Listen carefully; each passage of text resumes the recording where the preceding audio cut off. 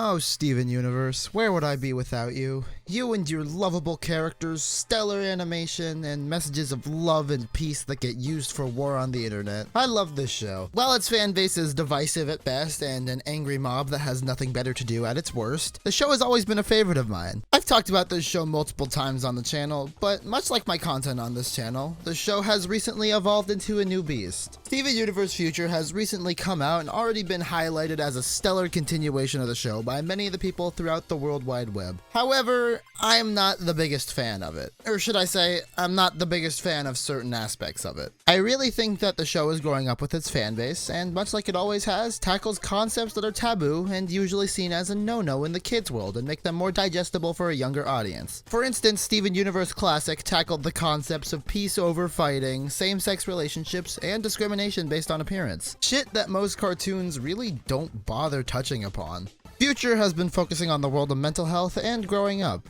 and Future, much like its younger brother, succeeds at doing this quite well. But as a fan of the show, its use of the current cast of characters really frustrates me. If this video was to get a more accurate title, it would be a compilation of things that have me kinda miffed about how they handled the world of Steven Universe while trying to convey a more adult message in Steven Universe Future. Which is definitely a more accurate title, but that's too long, and much like a Sith, the internet deals in absolutes. But before I dive into this, a few disclaimers.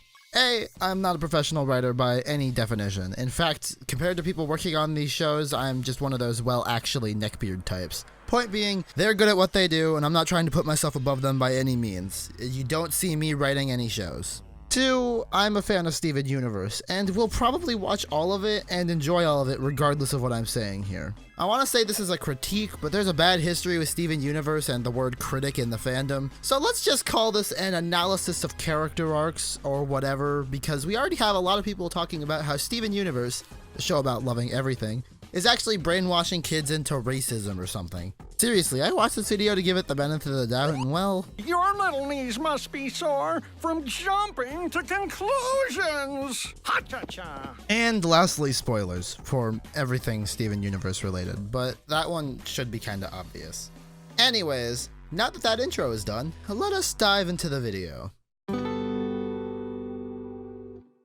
As stated previously, I like this show a lot, and it's gotten me attached to a lot of the characters that it's offered me. What I don't like is how they've been handled in Future. I'm gonna play you a clip and then I'm gonna tell you what's wrong with it.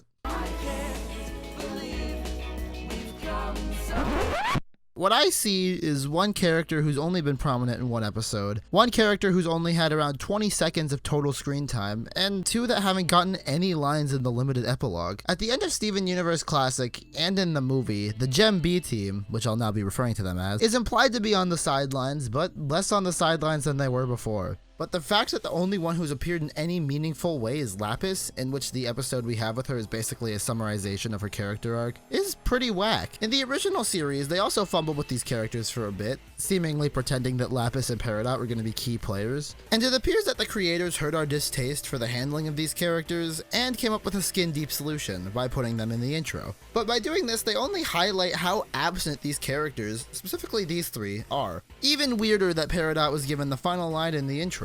Like, I could give a pass for these guys not appearing in the show, as Spinell's only there for the whole "this takes place after the movie, she's still kicking, we totally didn't do the shonen anime movie approach and make a one-off villain we will never refer to again, we promise." Even though they totally did. And the diamonds are likely being saved for whatever this is. But having the B team be so absent in the show makes the show feel empty. Kinda reminds me how Timmy was once big enough in South Park to become part of the intro, but then they just kinda dropped him until 9 seasons later. The B team, more precisely Lapis and Peridot, had their own mini arc going on in the background of Steven Universe Classic, mainly focusing on how Peridot put Lapis above herself and maintained a toxic relationship where one person was always in more power than the other, and why that is unhealthy.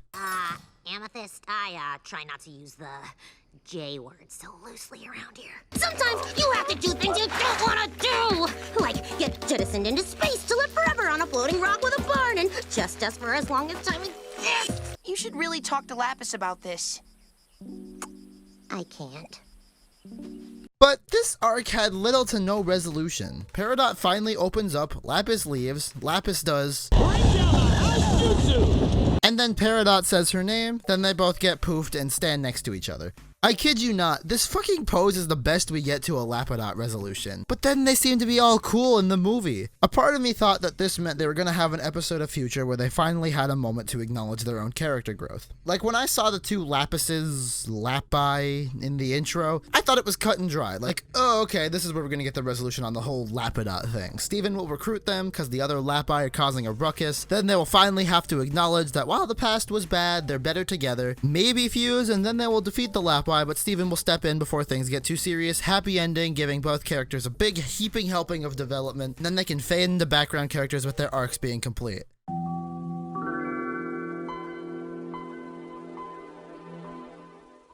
But that didn't happen.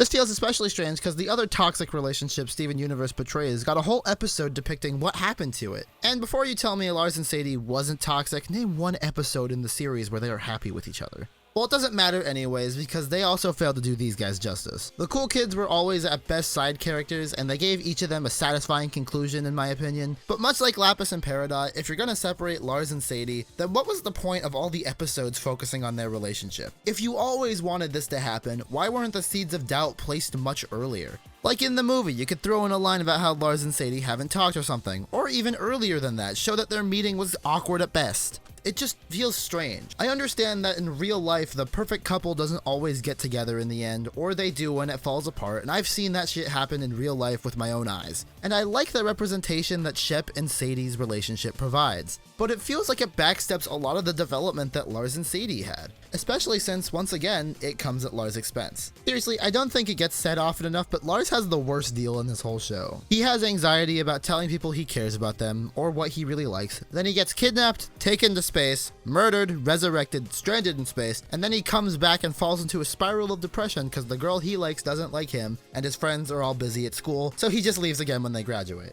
Meanwhile, Sadie had issues with her mom that were worked through relatively quickly and got a bunch of cool new friends, quit her lame job, made it big in a band, and now has a happy relationship and is probably rich or some shit.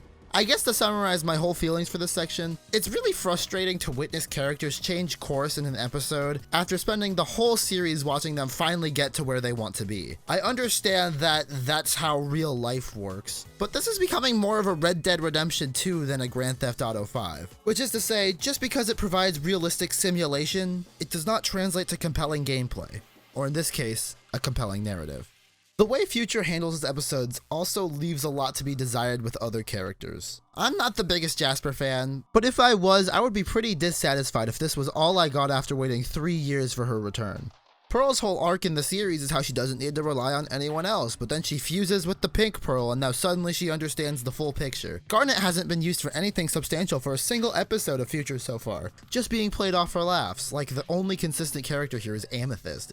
And honestly, I have nothing negative to say here. I actually really like Amethyst's development throughout the entire show, and she shines pretty nicely in her episodes of Future. I understand these are mostly nitpicks, which, don't get me wrong, I'm fully aware of that they're nitpicks, but they still had me getting irritated when I watched the show. And lastly, for the main cast, Bismuth and Connie. This is where I give the crew the benefit of the doubt. I mentioned them earlier when discussing how they weren't in the show despite being in the intro, but these two don't really frustrate me as much as the others. Bismuth was always mostly a cameo character. She had 6 episodes in the main show where she had any appearance, and Uzo Aduba wasn't even present for Unleash the Light. Right! I outfitted the entire rebellion. Every material weapon used by the Crystal Gems was made right here in this fort. What the heck? Who doesn't love an underdog story? Am I right? Which makes me think we've gotten all the Bismuth we're gonna get. And for Connie, I feel like her character is the one that can always tell when Steven's upset, and while I'm scared they might short sell her character like some of the others, I'm pretty sure Connie is going to be the big solution to the whole Steven feels like he can't talk to anyone or do anything story. I have faith in this one. But with that being said, I feel the need to say, my problems with the way they handled these characters are, for one, my opinion and not objective fact. You like what you like and you really can't change that. And even more importantly, one piece of the puzzle does not ruin the entire picture for me. I love Steven Universe, and while I look at these characters and think, hey, that's kinda weird, why'd they do it like that? That feeling does not undermine the pure joy the show brings me. So, am I a stinky doo-doo head who shouldn't be allowed to have a platform to share my opinions? Or do you think I make some good points but still shouldn't have a platform to share my opinions? Either way, discuss your thoughts in the comments down below. If you want to see more stuff like this in the future, make sure to like and subscribe. But until then, I've been Ivy Rocks, and thank you so much for watching. See